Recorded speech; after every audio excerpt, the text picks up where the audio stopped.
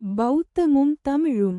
புத்தர், தம்மம், சங்கம், புத்தா, தம்ம, சங்கா. புத்தர் ஒரு கடவுள் இல்லை.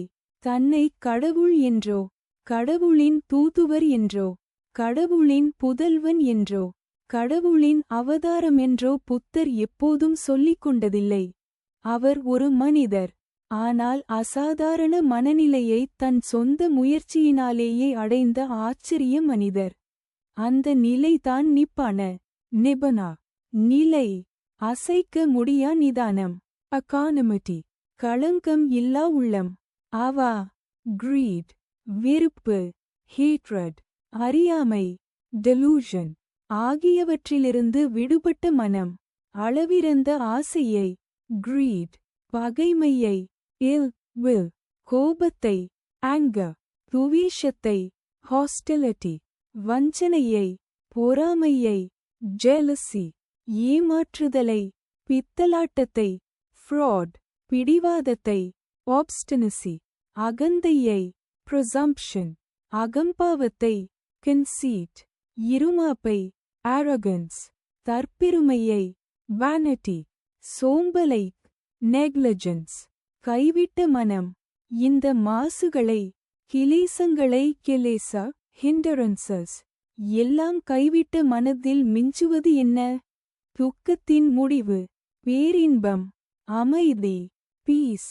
இந்த மாசுகள் எங்கே உள்ளன? அகத்தில் தான் உள்ளன, புறத்தில் இல்லை. இந்த அமைதியை அறிந்த பின்னர் சித்தார்த்த கௌதமர் புத்தர் என்று அழைக்கப்பட்டார். புத்தர் அந்நிலையை அடையத்தான் செய்த பயிற்சியை, தொடர்ந்த பாதையை பிறர் நலனுக்காக எடுத்துரைத்தார். அதுவே தம்மம், தம்ம, அறம். காரண காரிய தொடர்பினால் உண்டான அனைத்தும் மாற்றத்துக்கு, அனிச்சா, அனைக்க நிலையின்மை, உட்பட்டவை. ஒரு சமயத்தில் நாம் தாயின் வயிற்றில் கருவாக இருந்தோம். மாற்றம் இல்லாதிருந்தால் பிறந்திருக்க மாட்டோம். பிறந்த 2 மாதங்களில் தவழக்கூட முடிவதில்லை. மாற்றமில்லாவிட்டால் நடக்க பழகி இருக்க மாட்டோம்.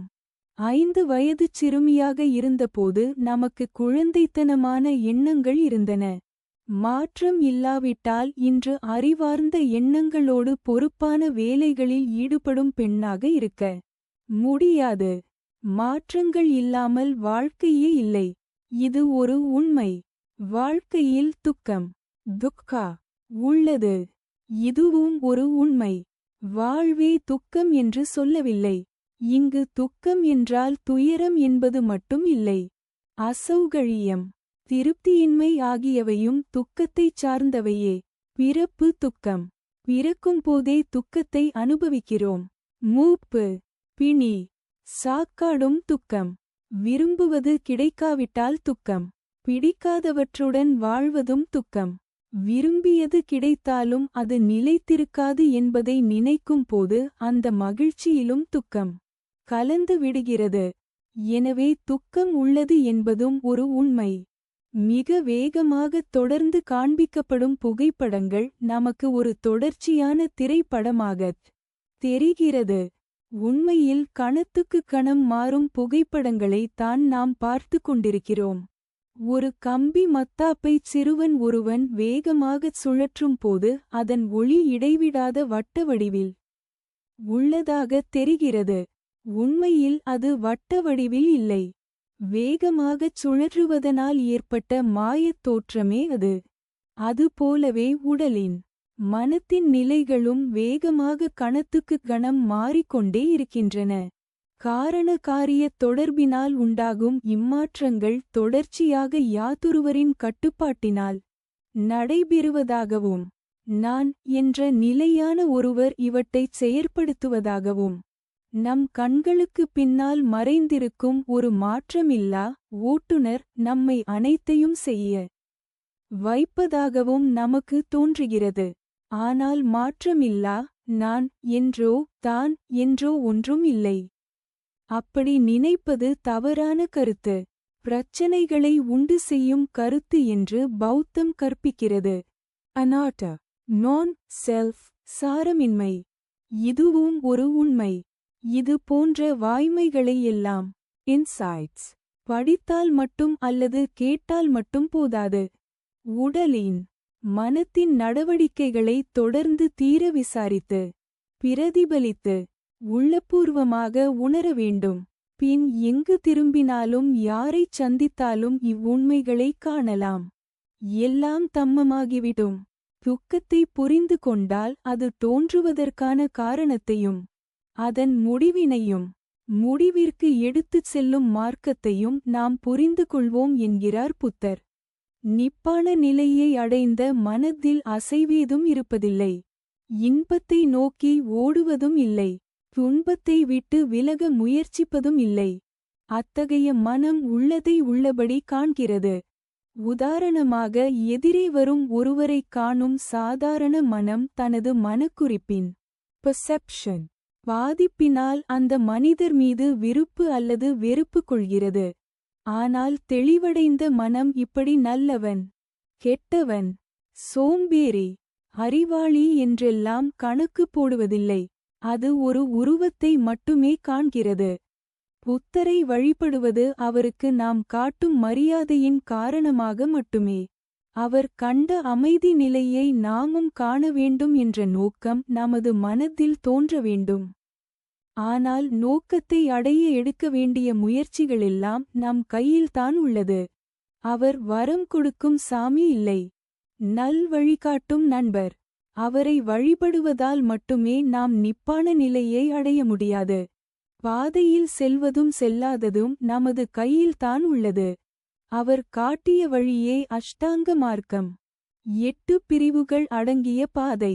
சுருக்கமாக ஒழுக்கம், சீலம், மோராலிட்டி, பாவனை, சமாதி, கான்சென்ட்ரேஷன், நுண்ணறிவு, பஞ்ஞா, விஸ்டம் சம்பந்தப்பட்டது எனலாம்.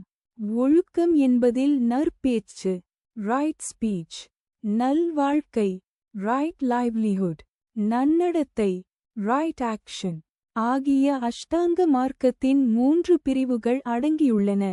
நாம் ஒழுக்கத்துடன் நடந்து கொள்வது உயிரினங்கள் மீதான கருணையின் காரணமாகத்தான். பாவனை என்பது மனத்தை பக்குவப்படுத்துதல், மென்டல் டிசிப்ளின்.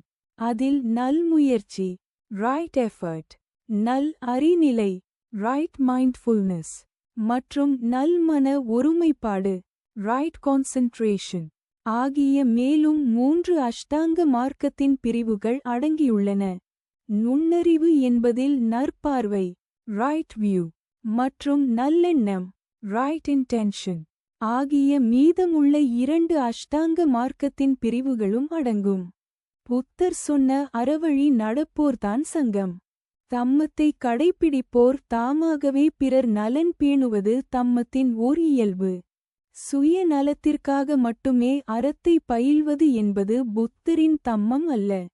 புத்தர் சொன்னபடி சரிவர பயின்றால் ஜாதி மத பேதமின்றி, குடும்ப அந்தஸ்து, பால், அதிகார வேறுபாடின்றி யார் வேண்டுமானாலும் புத்தர் கண்ட அமைதியை, பேரின்பத்தை இவ்வுலகிலேயே இப்பிறப்பிலேயே காண்பது நிச்சயம்.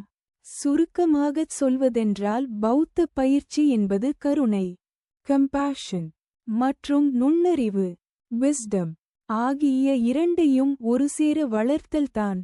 கருணை என்பது உள்ளம் சம்பந்தப்பட்டது, நுண்ணறிவு என்பது சித்தம் சம்பந்தப்பட்டது. கருணையை வளர்த்து நுண்ணறிவை வளர்க்காவிட்டால் நல்லுள்ளம் கொண்ட முட்டாளாகி விடுவோம். நுண்ணறிவை மட்டுமே வளர்த்து கருணையை வளர்க்காவிட்டால் கல்நெஞ்சங்கொண்ட அறிவாளியாகத்தான் இருப்போம். இவ்விரண்டு பண்புகளையும் ஒருசேர வளர்த்துக் கொள்வதே நமது வினையாக இருத்தல் வேண்டும். நமக்கும் நன்மை உண்டாக்குவது, பிறருக்கும் நன்மை உண்டாக்குவதுதான் இவ்வினையின் பலன்.